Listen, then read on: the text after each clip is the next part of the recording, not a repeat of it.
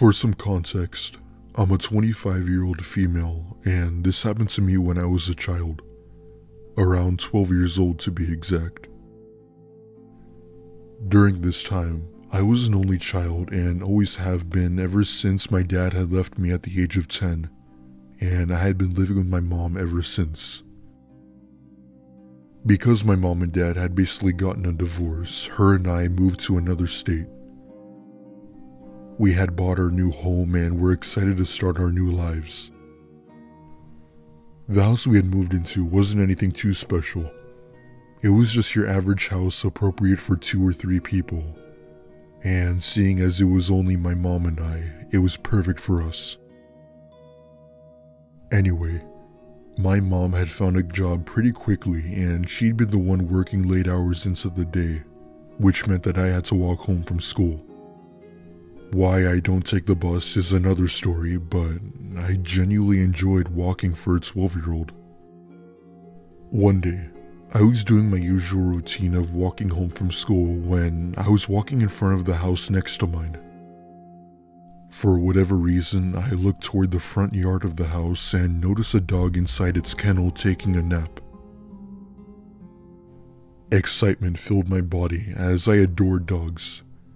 However, with my mom being allergic to them, she wouldn't allow us to have one. The gate to the house was surprisingly open, and me being the snoopy 12-year-old I was, made my way to the kennel. I hit my hand on the cage and startled the dog a bit, but it didn't show any signs of aggression, but rather friendliness, as if it were happy to see me. I let the dog sniff me for a few minutes before the front door opened, and a man stepped out and sat in his yard chair.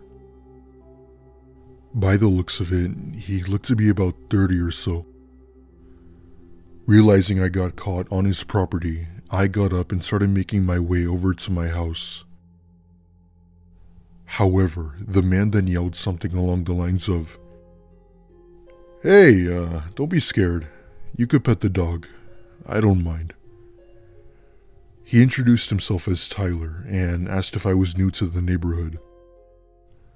I told him yes, and we started making small talk here and there. Eventually, the time came to go before my mom got home, so I said goodbye to Tyler and his dog, but promised I'd return the next day. My visits to go see the dog continued for about a week. Tyler would always be outside waiting for me and even offered me Capri Suns once in a while. I finally felt proud of myself for finding something that I actually enjoyed doing and shaking the feeling off of my past friends. One day, I was walking by the house as usual when I look over and saw 4 police officers by the front door, putting Tyler in what looked to be handcuffs along with my dad. I was in immediate shock as to what I was seeing, and my dad then came to me as Tyler was forced into the back seat of the police car. For the rest of the week, I would be constantly curious as to why Tyler was arrested. It wasn't until a few years later where the conversation was brought up again, and my dad then told me something I didn't know. Apparently, while I was at school, my dad had been called into work when he was driving by the house and saw Tyler beating the dog. Turns out, Tyler had stolen dogs from different owners and brought them back to his place so he could do God knows what to them. He would give them a lack of food and water and mistreat them for his amusement. Thankfully, he was arrested and was never allowed near any animals again for the rest of his life. Thankfully, the dog I had been seeing survived and returned to its owner. I hope I never see that Tyler guy again. You sick creep.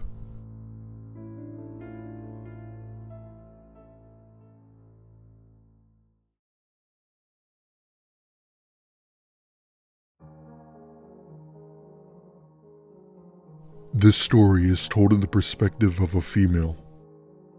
This took place a few years ago when I was in my late 20s in Los Angeles.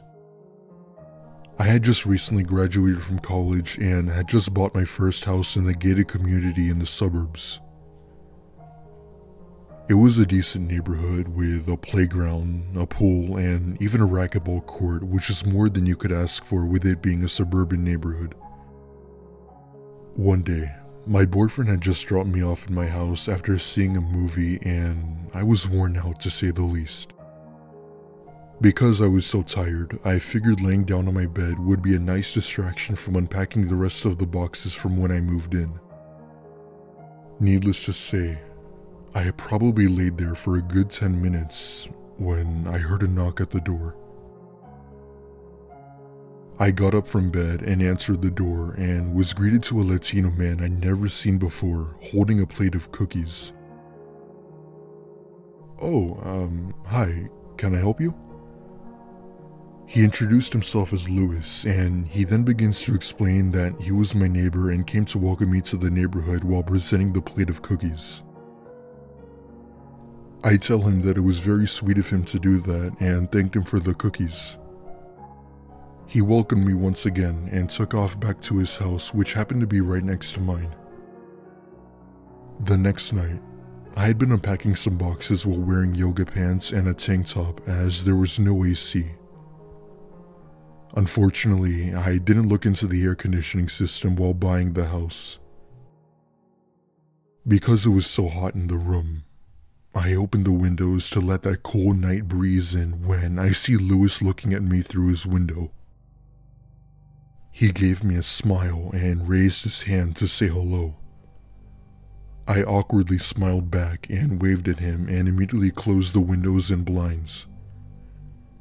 Even though I didn't want to make him seem like I caught him looking at me, I was still a little creeped out, but I didn't feel threatened.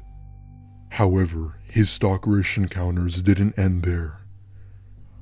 It wasn't until a week later when I realized he seemed to be outside more often, primarily when I was. Whether I'd be taking out the trash, cleaning the yard, driving to work, or even going out just to have a drink, he'd most of the time be there.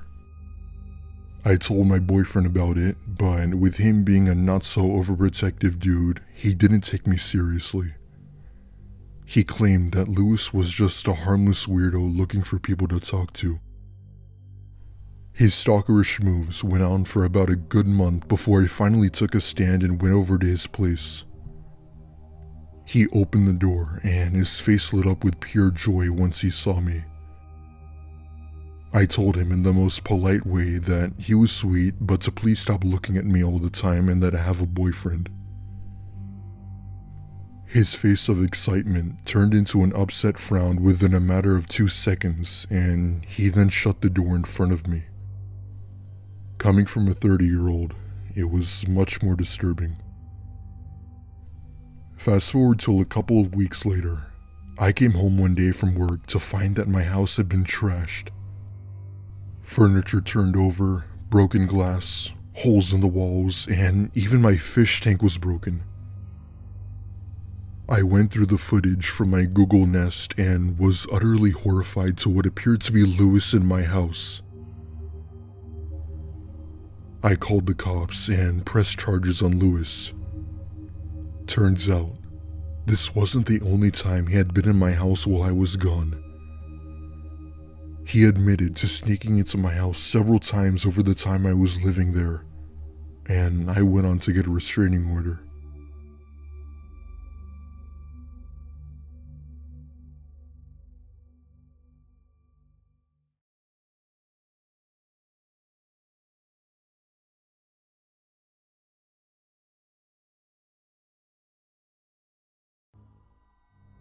When I was a kid, I lived with my grandparents after my mom and dad had gotten a divorce over things that I won't go into. Long story short, neither of them could take me to live with them due to financial issues. However, my mom would sometimes come to visit me. Anyway, both my grandparents had lived in a suburban neighborhood right outside of Manhattan. It was a decent neighborhood, the people were nice, and the area had a low crime rate, which was exactly what my grandparents were looking for. I attended school a few miles from my house, and with my grandpa working for most of the day, he couldn't pick me up from school. One day, I was walking home from school when I noticed my grandma's car wasn't in the driveway. I went over to the front door and my grandma had left a note saying that she had gone out to the grocery store. It was at that point when I noticed the door had been slightly left open. Unfortunately, my grandma suffered from mild dementia and sometimes forgets to do certain things, which is understandable. I go inside and sit on my bed and start doing my homework while talking on the phone with my friend. Now, this was before cell phones were invented, so I had to use the home phone to talk to my friend. At some point in the conversation, the phone had fell out of my hand while trying to put my ear to it and fell under the bed. A bit annoyed, I get off and get on my knees and reach for the phone, but instead saw something else. The light from the window was just enough to reveal somebody under my bed. Whoever it was didn't see me though, as they were facing in the opposite direction. I picked up the phone and told my friend that I had to go downstairs to get a snack and that I'd call him later. I went down the stairs as casually as possible and then full on ran out the door with the phone in hand. I, of course, call NYPD and they have a car over in 5 minutes and my grandpa wasn't far behind. 2 police officers go into the house while the other one stayed with me. Eventually, both officers came out of my house with a man in handcuffs, and at that point, I realized that I knew this man. It was our neighbor that lived down the street. He had broken in through the back window to look for my grandmother's jewelry. After that, I wasn't allowed to stay home alone again, and my grandma would always pick me up from school from now on.